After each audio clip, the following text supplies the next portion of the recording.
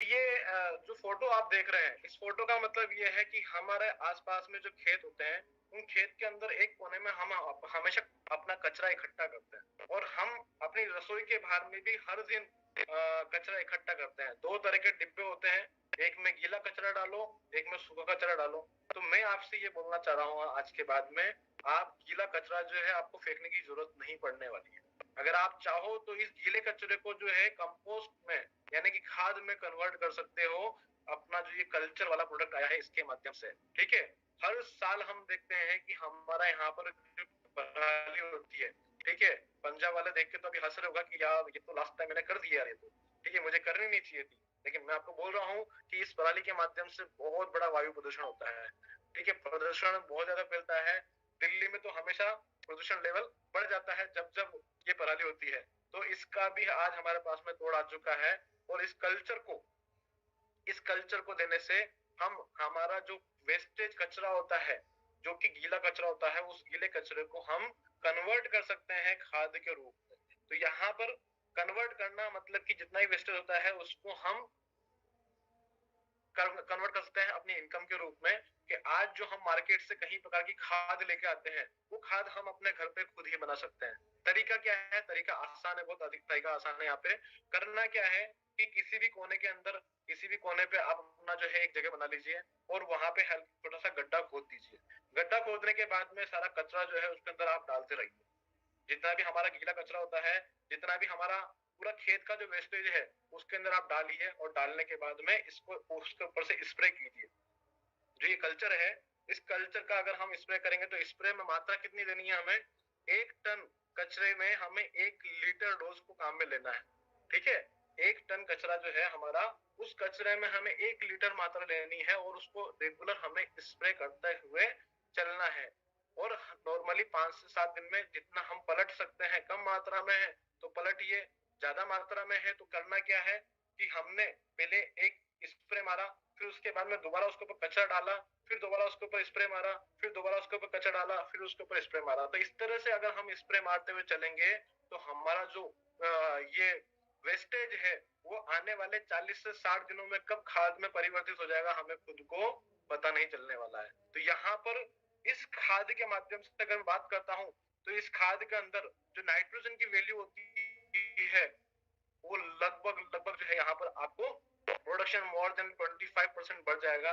जो ये आप इसके अंदर बात करते हैं, इस खाद को जब जब आप खेती में डालोगे तो आपके प्रोडक्शन में लगभग 25% तक ग्रोथ होने के चांसेस है पूरे पूरे।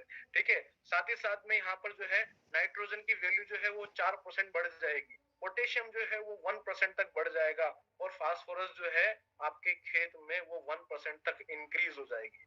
तो ये वेस्टेज खर्चा जो है, वेस्टेज चीजों के माध्यम से अगर हम इनको खेत में डालेंगे तो हमारा कहीं बड़ा खर्चा जो है वो टल जाएगा, और हमें फालतू की चीजें जो है, केमिकल वाली चीजें, वो डालने की जरूरत नहीं पड़ेगी।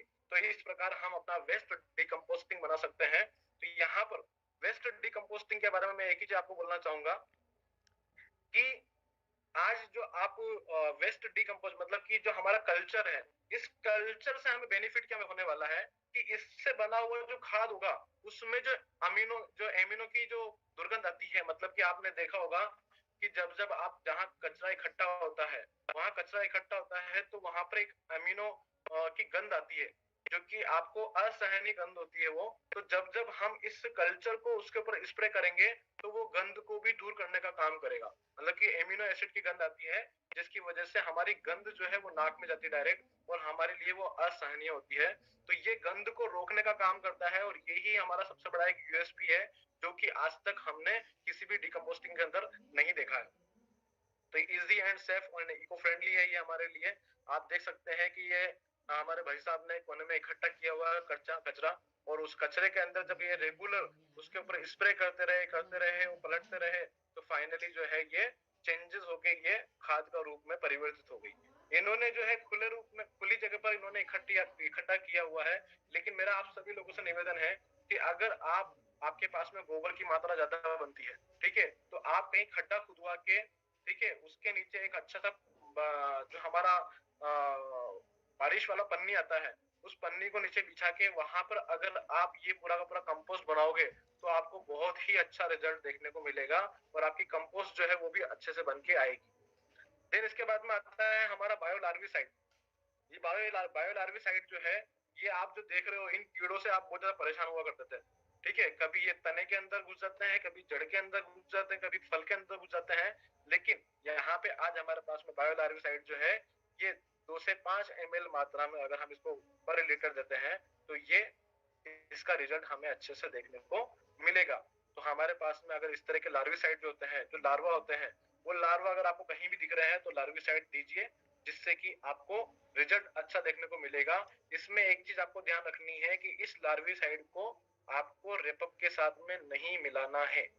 बहुत सारे लोग कहेंगे सर इसको इसके साथ मिला देना है क्या, तो मैं पहले ही बोल रहा हूँ कि इसको लार्विसाइड को जो है रेपअप के साथ में नहीं मिलाना है, ना ही शेद के साथ में मिलाना है, और ना ही जो हमारे बैक्टीरिया बेस्ड कल्चर है उनके साथ में मिलाना है। तो इस तरह से ये हमारा तीसरा प्रोडक्ट जो है, इसकी भी मतलब आज बताना चाहूंगा मैं, लार्वा जो एक इस प्रकार का लार्वा होता है जिसका कि कोई भी तोड़ नहीं है। लेकिन आज हम जो बायो लार्विसाइड लेके आए हैं, इसकी वजह से आज हमारे खेत जो है वो अच्छे रहेंगे और किसी प्रकार का लार्वा जो है हमारे खेत में नहीं आएगा, जिसकी वजह से हमारा ग्रोथ जो है वो अच्छे से हमें देखने को मिलेगा। तो बाकी लास्ट में जाते जाते कुछ चीजें मैं आपको ये और बोलना चाहूंगा। अभी मैं अपना वीडियो ऑन कर लेता हूँ। अभी मेरा वैसे पीपीटी खत्म नहीं हुआ है, लास्ट 2 स्लाइड और है, और उन स्लाइड में मैं आपको यही चीज बताना चाहूंगा कि नेटसर्फ कुछ चीजें आपके सामने रखना चाहती है। और कुछ चीजें क्या है कि यहाँ पर जो हमारे बायोफिट के प्रोडक्ट्स बनते हैं, ये सारे के सारे बायोफिट के जो प्रोडक्ट्स के जो ब्रांड है, ये खुद का फॉर्मुलेशन कंपनी का खुद का है। मतलब कि आपके दिमाग में 1% भी कंफ्यूजन नहीं होना चाहिए कि क्या नेटसर्फ किसी थर्ड पार्टी से ये बनवा के लेता है क्या। तो नहीं, नेटसर्फ अपना ये सारे प्रोडक्ट जो है खुद बनाता है, खुद का ये फॉर्मुलेशन है, किसी थर्ड पार्टी का नहीं है। साथ ही साथ में यहाँ पर जो है बायोफिट के उत्पादन एंड फॉर्मुलेशन का आविष्कार नेटसर्फ रिसर्च लैब के माध्यम से हुआ है। जितने भी हमारे जो आज R&D जो साइंटिस्ट हैं, वो साइंटिस्ट इन प्रोडक्ट के अंदर एनहांसमेंट करते रहते हैं, और जब जब वो नई चीज को मिलती है तब तब वो इन प्रोडक्ट्स को मार्केट में लेके आते हैं। और इनको मार्केट में लाने से पहले जो असेंशियल हमारे पास में कुछ डॉक्यूमेंट्स की जरूरत पड़ती है, कुछ सर्टिफिकेट की जरूरत पड़ती है, तो वो सर्टिफिकेट कंपनी पहले से ही रखती है।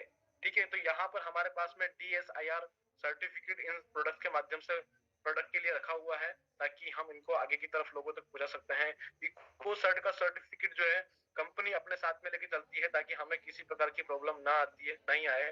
तो ये हमारे पास में प्रोडक्ट्स रहते हैं।